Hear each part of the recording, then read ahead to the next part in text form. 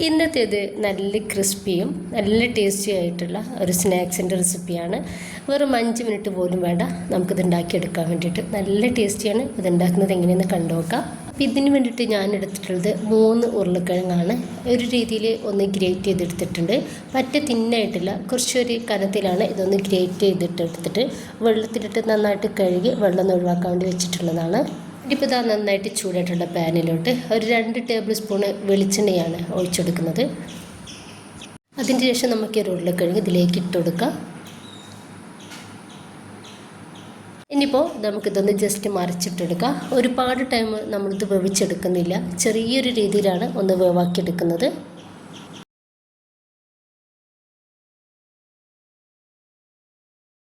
ഇതിലോട്ട് ആവശ്യത്തിനുള്ള ഉപ്പ് ഒന്നിട്ടെടുക്കുന്നുണ്ട്.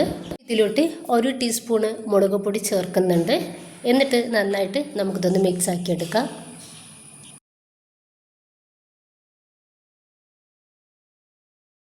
ഇത് നന്നായിട്ടൊന്ന് മിക്സ് ആയിട്ട് 1 മിനിറ്റ് നമുക്കിത് അടുപ്പത്ത് വെച്ചാൽ ഗ്യാസ് ഒന്ന് ഓഫ് ചെയ്തിട്ട് ഈ ഒരു ഉരുളക്കിഴങ്ങ് ഒരു പാത്രത്തിലേക്ക് ഇട്ടുകൊടുക്കാം.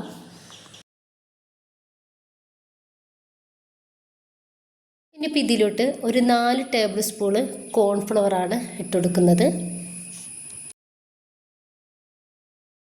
ഇനിയിപ്പോൾ നമുക്കിത് നന്നായിട്ടൊന്ന് മിക്സ് ആക്കി എടുക്കാം. ഒരിക്കലും കൈ വെച്ചിട്ട് നമ്മളിത് കുഴച്ചെടുക്കരുത്. സ്പാച്ചില വെച്ചിട്ടോ അല്ലെങ്കിൽ ടീസ്പൂൺ വെച്ചിട്ടോ വേണം ഇതുപോലെ ഒന്ന് മിക്സ് ആക്കി കൊടുക്കാൻ വേണ്ടിയിട്ട്. അതാ ടീസ്പൂണിൽ ഞാൻ ഇതുപോലെ ചെറിയൊരു പൊട്ടിൻ്റെ പാത്രത്തിൽ ഏത് പാത്രം എടുക്കാവുന്നതാണ്.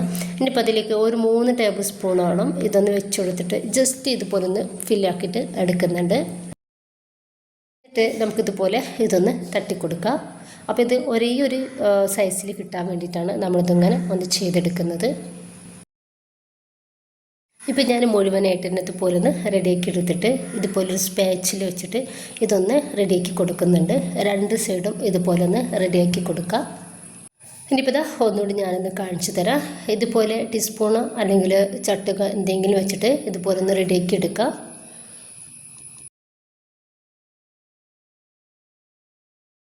ഇപ്പോൾ നന്നായിട്ട് ചൂടായിട്ടുള്ള പാനിലേക്ക് നമുക്കിത് ഓരോന്നായിട്ട് ഇട്ട് കൊടുത്തിട്ട് ഒന്ന് ഫ്രൈ ആക്കി എടുക്കാം. ലോ ഫ്ലെയിമിലും ഹൈ ഫ്ലെയിമിലും നമ്മൾ ഇടണ്ട, ഇത് മീഡിയം ഫ്ലെയിമിൽ ഇട്ടിട്ട് വേണം റെഡിയാക്കി എടുക്കാൻ വേണ്ടിയിട്ട്.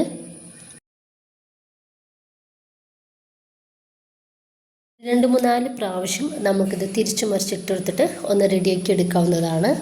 വെറും 2 ഇൻഗ്രീഡിയൻസിലാണ് നമ്മളിതൊന്ന് റെഡിയാക്കി എടുത്തിട്ടുള്ളത്. അപ്പോൾ ഇതൊന്ന് റെഡി ആയിട്ടുണ്ട്. നമുക്കിത് പാനിൽ നിന്ന് എടുത്ത് മാറ്റിയിട്ട് ബാക്കി കൂടി ഇതുപോലെ ചെയ്തെടുക്കാം. അപ്പോൾ ഇതാ ഞാനിത് മുഴുവനായിട്ട് തന്നെ ഒന്ന് റെഡിയാക്കി എടുത്തിട്ടുണ്ട്. നല്ല ക്രിസ്പിയും നല്ല ടേസ്റ്റിയാണ് ഇത് കഴിക്കാൻ വേണ്ടിയിട്ട്. വെറും 2 ഇൻഗ്രീഡിയൻസിൽ നമ്മളിത് ഉണ്ടാക്കിയെടുക്കുന്നത് കൊണ്ടിട്ട് തന്നെ വളരെ സിമ്പിളാണ്. അപ്പോൾ എല്ലാവരും ഉണ്ടാക്കി നോക്കുക. നിങ്ങളുടെ അഭിപ്രായങ്ങൾ അറിയിക്കുക. ഇഷ്ടമായിട്ടുണ്ടെങ്കിൽ നിങ്ങളുടെ സപ്പോർട്ടൊക്കെ ഉണ്ടാവുക. ഇൻഷാ അല്ലാഹ്. ഓക്കെ.